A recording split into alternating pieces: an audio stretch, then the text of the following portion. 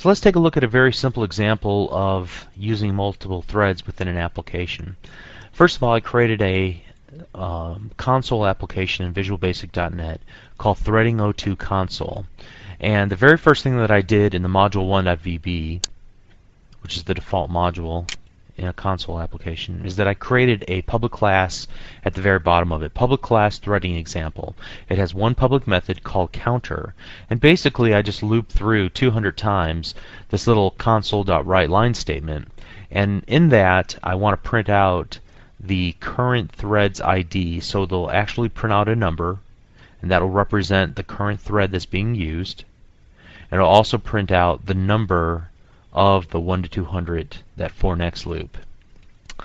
So now that I've created this class, what I want to do is call the counter method from a new thread that I'll create. So the first thing I do is I create an instance of the threading example class as called example, and then I create a new thread which I'm calling counter thread.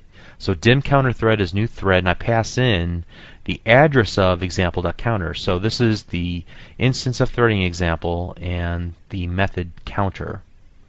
Now what goes on behind the scenes implicitly is that a thread start object is created, and it's passed this address in memory of the example.counter. So the thread start is a delegate. So if you ever wondered why you'd use delegates, this is one good reason why. In multi-thread applications you have to use a delegate. So the counter method is going to support the thread start delegate.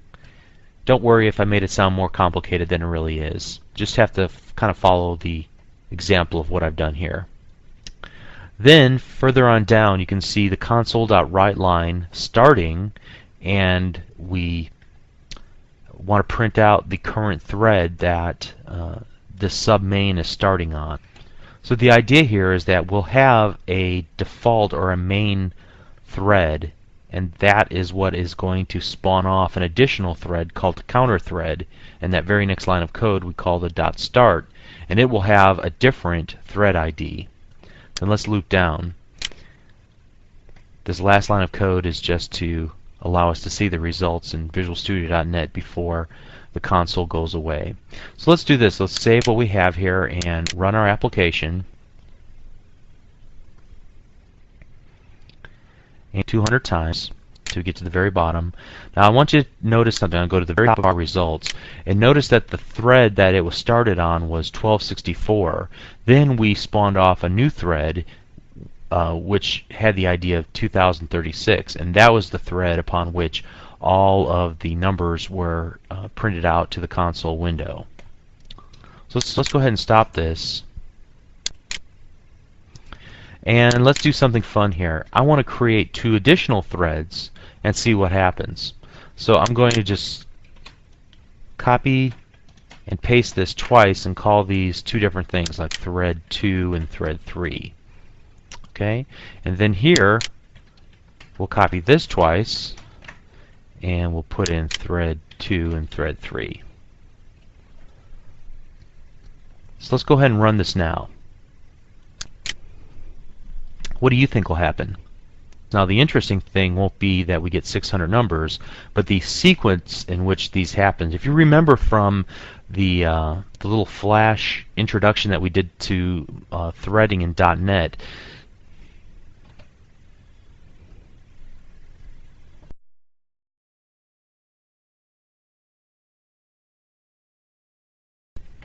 each thread would get so long to operate before the interrupt would kick in, and then that thread would have to defer to a different thread where the execution would continue. So we see a quick example of this in what our results right here.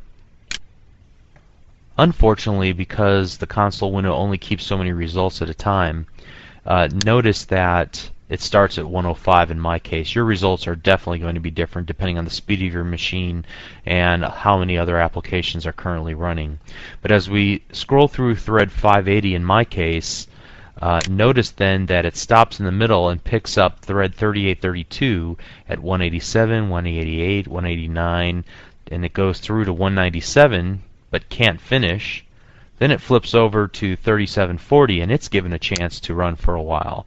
So 3740 continues until we get near the bottom. Then 580 kicks back in and it gets to run from 183 to 193. And then 3832 gets to finish, and then 580 gets to finish, and then finally 3740 gets to finish. Now if I ran this again and again and again, I'll get different results every single time. So that's one of the first lessons whenever you're creating multi-threaded applications. You cannot expect threads to start or finish in a particular sequence. You cannot create code that depends on that. And that's one of the other functions of synchronization, to make sure that things are occurring in a proper sequence. And we'll talk about synchronization later in this series of videos. So this was a pretty frivolous, meaningless little application that we created here. I hope that it makes a little bit of sense of what we did and some of the basics, how we had to create a new instance of thread and pass in the address of the actual method that will eventually be called as a result of that thread's operation. And then we call the thread.start in order to kick it off. The other neat thing was that we were able to get the thread ID, and threads also have a name too that we can get, and we'll talk about that in a future video as well. But they have properties and ways for us to monitor and track them. So the next video is a little cooler. We're going to take this to the next level and show you a real practical use for a multi-threaded application. So hope you enjoyed it. Thank you.